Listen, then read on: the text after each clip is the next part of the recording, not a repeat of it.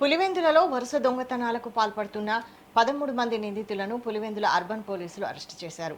నిందితుల వద్ద సుమారు 53 లక్షల రూపాయల విలువైన 19 బైకులు, 194 గ్రాముల బంగారం నగలు, 1 కిలో వెండి, 2 మొబైల్ ఫోన్లు స్వాధీనం చేసుకున్నారు.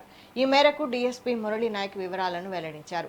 ఈ సందర్భంగా పులివెందుల పరిసర ప్రాంతాల్లో బైక్ చోరీలు, గోల్డ్ షాప్ దొంగతనాలు, చైన్ స్నాచింగ్లకు పాల్పడుతున్న ముఠాలను గుర్తించి అరెస్టు చేసినట్లు ఆయన తెలిపారు. పార్కింగ్ చేసిన బైకులను టార్గెట్ చేస్తూ దొంగతనాలకు పాల్పడుతున్న 10 మంది నిందితులను అదుపులోకి తీసుకుని 3,39,000 రూపాయల నగదు, 19 బైకులు స్వాధీనం చేసుకున్నట్లు వెల్లడించారు.